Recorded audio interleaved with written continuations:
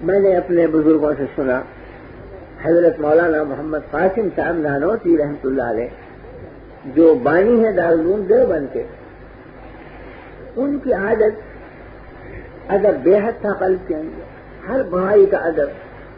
تو میں نے سنا کہ سادات کا کوئی نابالغ بچہ بھی آ جاتا تھا تو سرانا چھوڑ کر پیٹ ہی بیٹھتے تھے اور ادب سے اسے بچلاتے تھے سرانے، اور فرماتے کہ دنیا مخدوم زادوں کا ادب کرتی ہے، یہ تو عالم کے مخدوم زادے ہیں، سارے عالم پر ان کی تعظیم واجب۔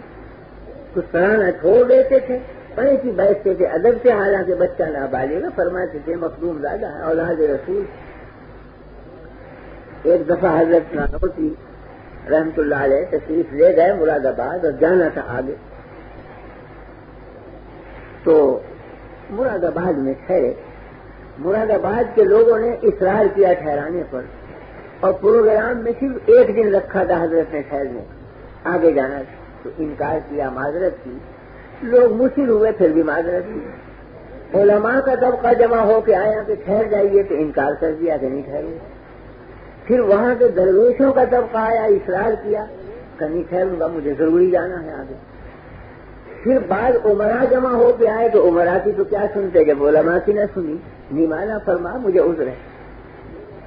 کچھ مراد آباد کے لوگوں کے دل میں ٹھن گئی کہ بھئی کسی نہ کسی طرح ٹھہراؤ انہیں، تو ایک نے مشورہ دیا کہ ایک صورت ہے ٹھہرانے کی، فلاں دفتر میں کلرک ہے ایک لڑکا 14-15 سال کی عمر ہے، اسے بلا رہا ہوں، وہ کہے گا فوراً ٹھہر جائیں۔ لوگ تلاش کر کے اسے لائے، جب وہ آیا تو ادب سے جگہ مسئلہ چھوڑ کر کھڑے ہو گئے اور بہت جھک کر مسافہ کیا، اپنی جگہ اسے بٹھا، خود معذب ہو کر سامنے بیٹھ گئے۔ اس نے کہا کہ حضرت جی یہ چاہتا ہے کہ کچھ ٹھہر جائیں، فرما بہت اچھا، ٹھہر گئے۔ اور اتنے ٹھہرے کہ ایک ہفتہ گزر گیا۔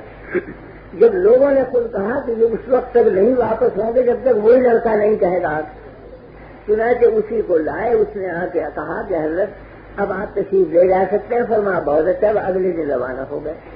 وہ بات کیا تھی کہ حضرت کے شیخ سے حضرت حاجی امداد اللہ، اور حاجی امداد اللہ کے شیخ سے حضرت میاں جی نور محمد جھنجان جی رحمۃ اللہ علیہ، ان کے نواسوں میں تھا یہ نوجوان لڑکا۔